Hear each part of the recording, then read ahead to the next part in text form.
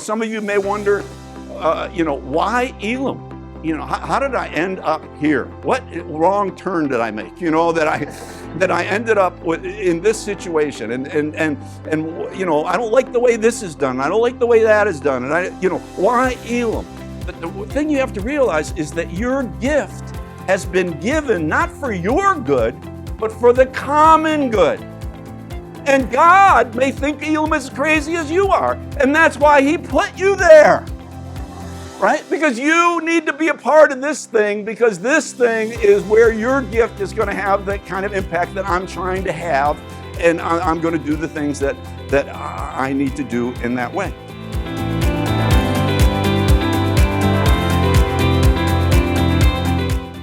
Welcome back to Season 2 of The Well. This week, we will be hearing from Pastor Mike Cavanaugh from one of our regional conferences. We hope that you enjoy his powerful message.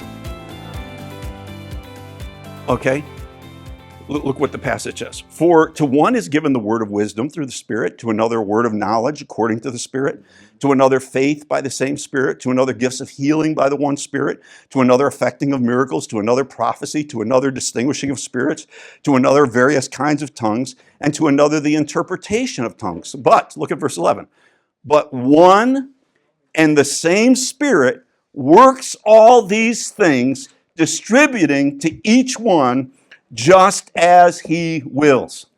So what he's saying here is the reason we have differences is not because your mommy dropped you when you were little. The reason we have differences is because God has distributed to each one individually just as He wills. He has given these different gifts and different views and different approaches out to everybody.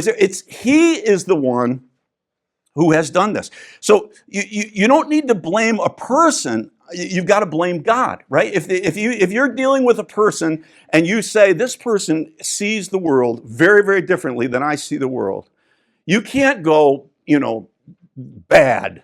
You know what I mean? You got to go, okay, God is the one who put them, in here, and God, right, and God, here it is, God is the one who's created this person as different, right? This is so as a pastor or a leader, you've had this kind of experience. Somebody comes up to you and says, Pastor, it looks like I'm going to be leaving the church. Oh, really? Well, why'd you decide to do that? Pastor, this church just does not pray enough. We need a greater spirit of prayer. And I heard this church down the block over here, they just really got a spirit of prayer, and so I want to go there. Now, when they tell me that, I understand what they're saying.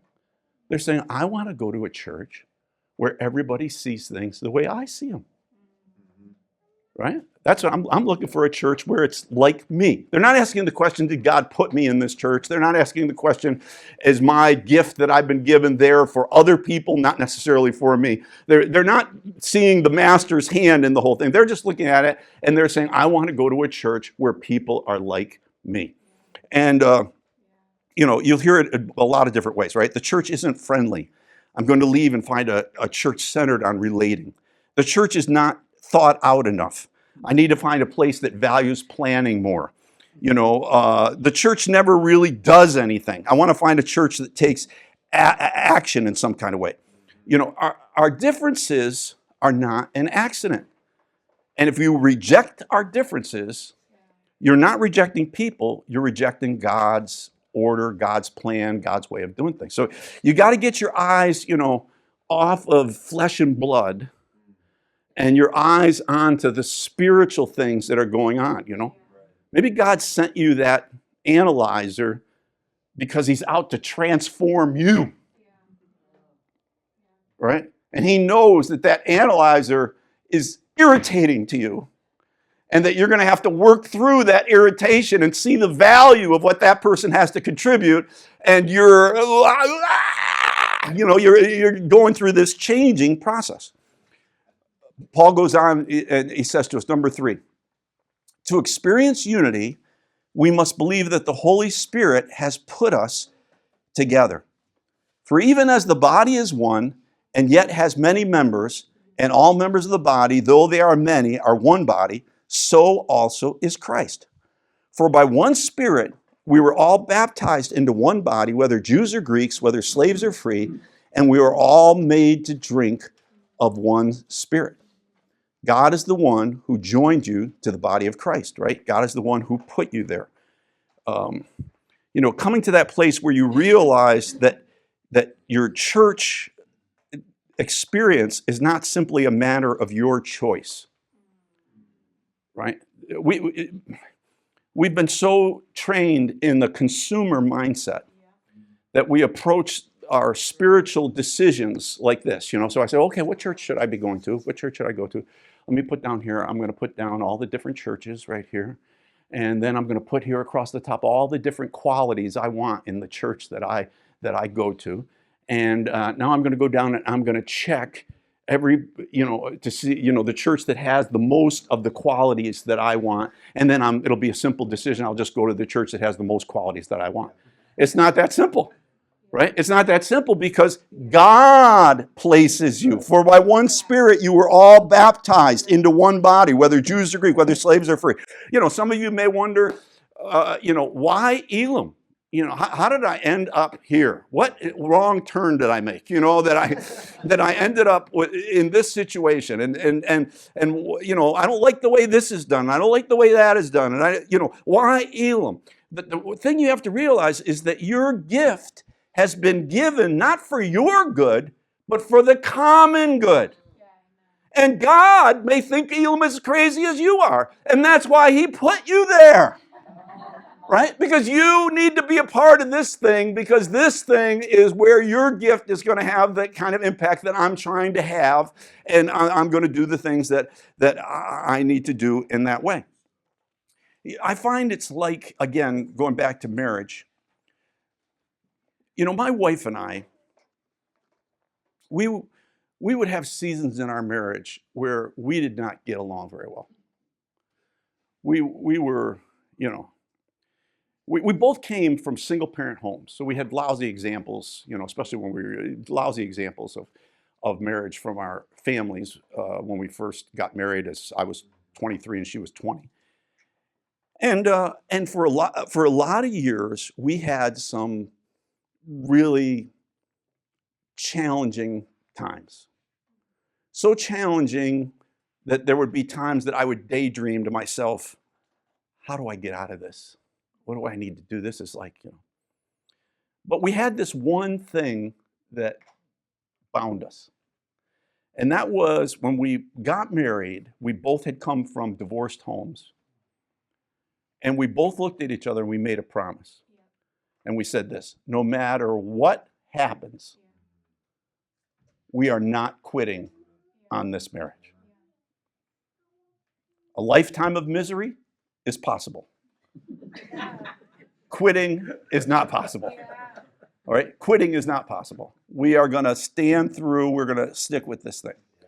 As a result of that decision, we discovered something. Maybe if you're still married and you're here, you discovered the same thing. We would press up against a season where it just seemed like nothing, like it was just going to blow to pieces. And then we would break through and we would find a new level of relationship that we had never known before. And it was like a powerful new experience, a powerful new thing.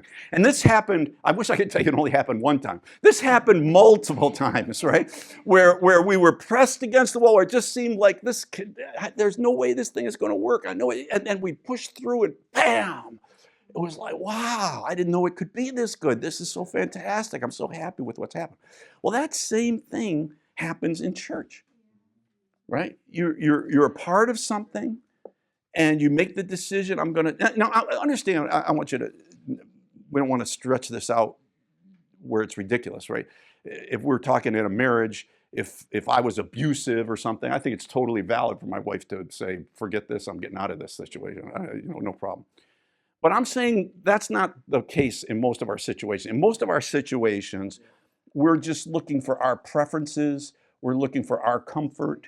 We're looking for what fits us, right? Kind of thing. We're looking for wanting people to be the same as us, think the same of, But what I found in church is that when I came to that place, and let's say, just as I've described to you happened in my marriage, maybe there have been seasons in my time with Elam, right, where I came up to a point and I just said to myself, this is ridiculous. These people are ridiculous. Let's do something. You know what I mean? I'm my doer person. Press it. And then all at once, I just said, but I'm committed. This is my family. I can't go anywhere else. And bam, I've come through, and I would be at a whole new level in relating to people, a whole new level in church and the whole experience, okay? So Paul is talking us through this. He's trying to help us understand. Number 4, to experience unity, we must accept our personal difference. To experience unity. Now, let me try to say this another way, maybe make it a little more clear.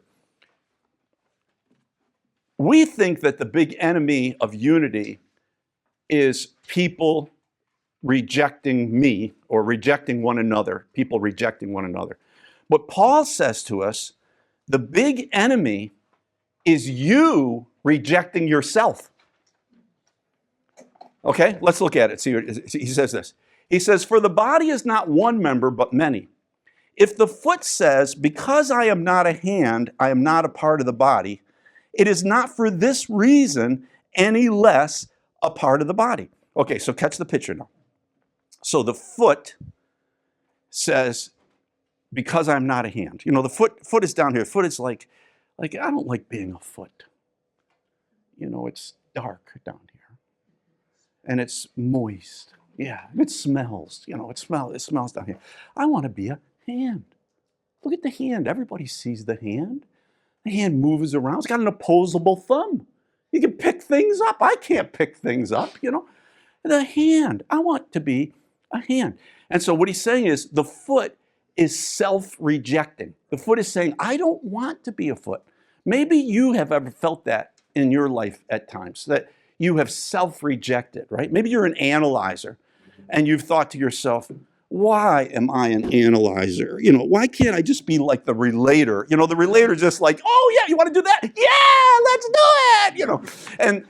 And the analyzer is going, wait, what about this? And how much is it going to cost? And how are we going to do that? And what are you going to put, and you think to yourself, I'm just tired of being an analyzer. I want to be an analyzer. I just want to be a happy relator. This is not working for me. And so what happens is you self-reject. You reject who God has made you, the gift that He has given you. And he wants to say it so strongly to us that he actually repeats the same idea twice here. He says, if the ear says, because I am not an eye, I am not a part of the body, it is not for this reason any less a part of the body. So now we have the ear. And the ear is going, I don't like being an ear. I want to be an eye, People say the eye is the window to the soul. Nobody ever says the ear is the window to the soul. Nobody says things like that. People say things like, I want to look into your eyes. Nobody ever says, I want to look into your ears. Nobody ever says that, Yeah. And so there's this self-rejection that's happening again. He says, because I'm not an eye, I'm not a part of the body. It's not for this reason any less a part. He says, if the whole body were an eye, where would the hearing be? If the whole were hearing, where would the sense of smell be? But now God has placed the members, each one of them, in the body just as He desired.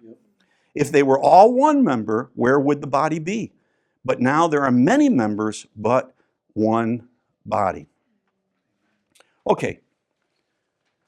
So, for myself, I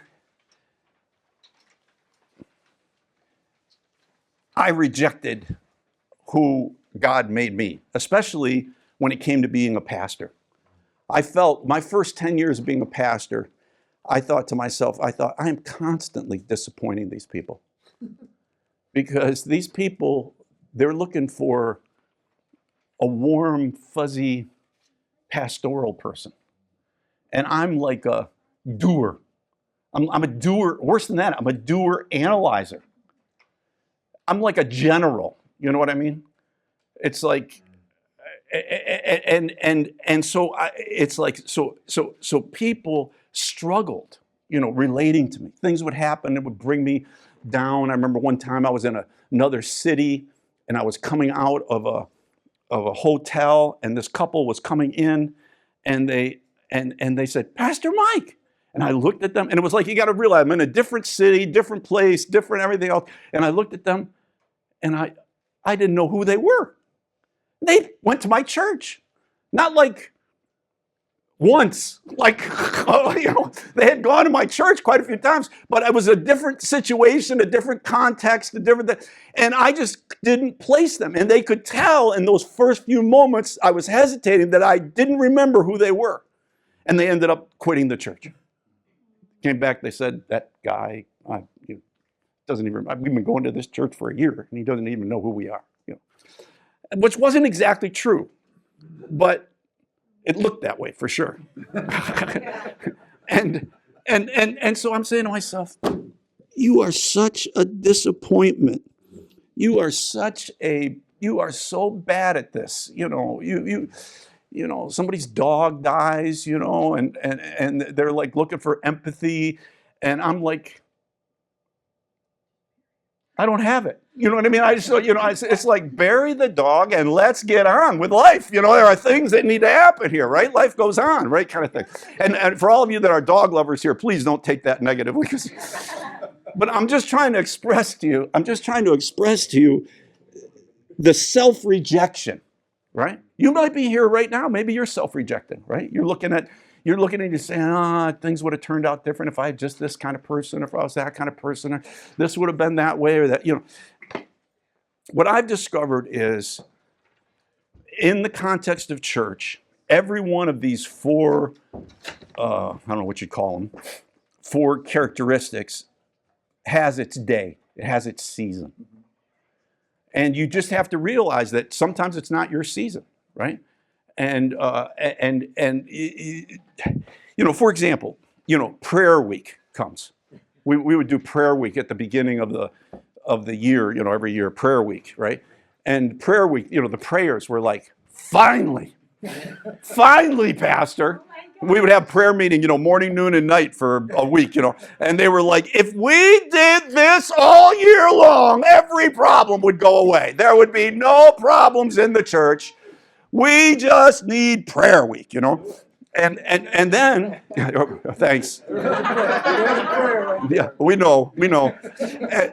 And then, of course, the relators, right? Prayer week would come, and they would be like, okay, prayer week, that's good. Well, we'll just sit in a circle, and we'll all share what we're going through, what is happening in me, what is going on, And then when we've shared, we'll pray for each other, laying on hands, right? We want lots of hands all over each other. Lots of hands laying on, so they find their, and then the analyzer. The analyzer comes to me and says, Pastor, I realize we have prayer week coming up. I've been doing some thinking about this. I've put together a strategic prayer map that has identified all of the demonic spirits over the various cities around us, and so we can pull them all down by name. We have the name. We have the name of them all right there, and so and then of course the doer. Yeah. The doer is like prayer week. Prayer week. Well, that's a nice idea. When is do something week?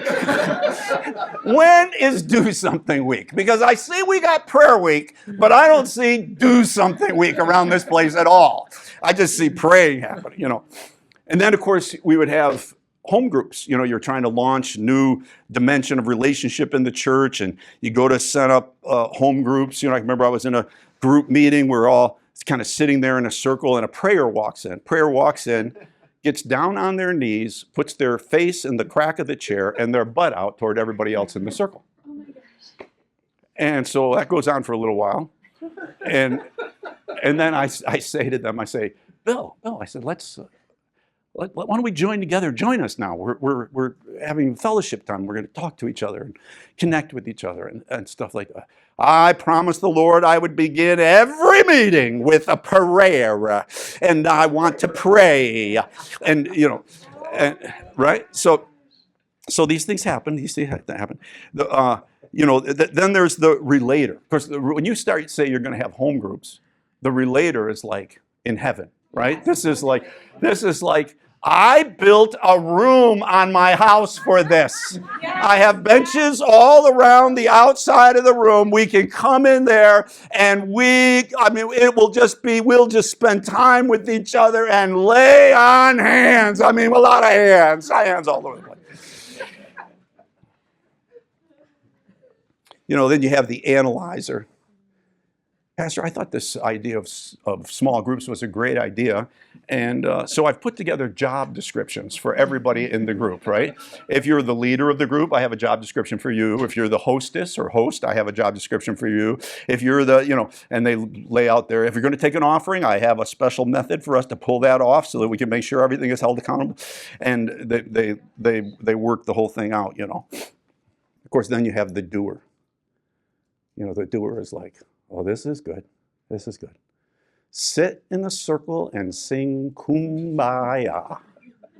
The whole world is going to hell, but we got one more round of Kumbaya going on around here.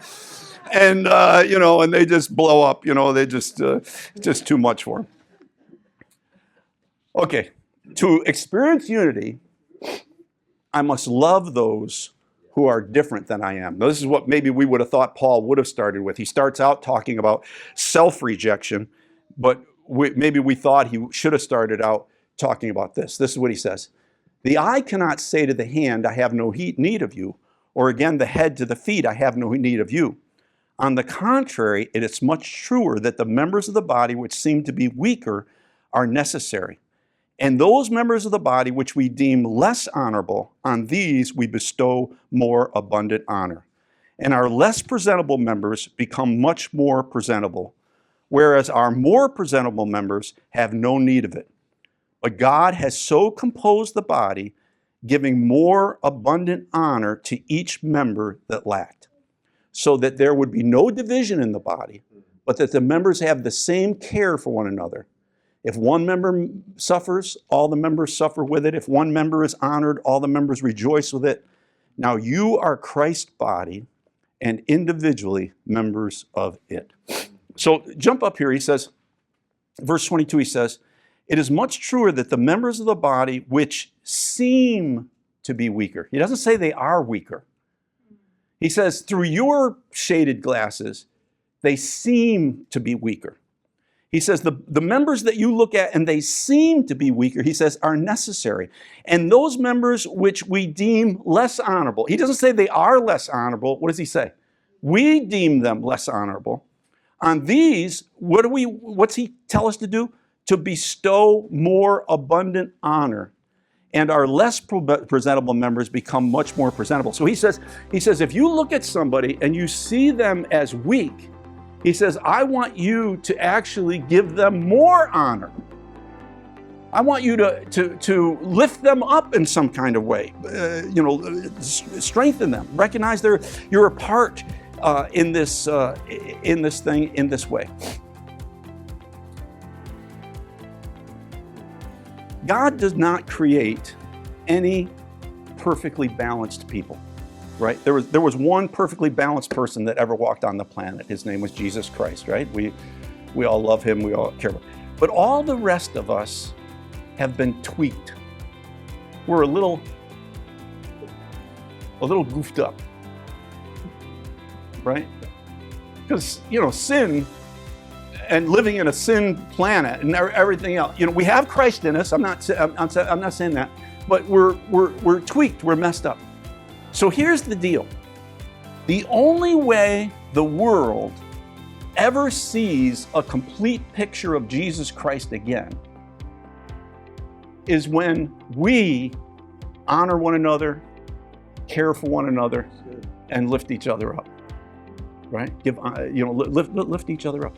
When we do that with one another, then the world has a chance to see the analyzer and the relator and the doer and the prayer. It sees what can happen when these four things, these four elements, can find their way back together in that way. And so we need to realize how important it is for us to honor each other in our differences. Thank you so much for joining us for this episode of Season 2 of The Well. We hope that you enjoyed the message that was shared, and we would love it if you would take a minute to like and subscribe. See you next week.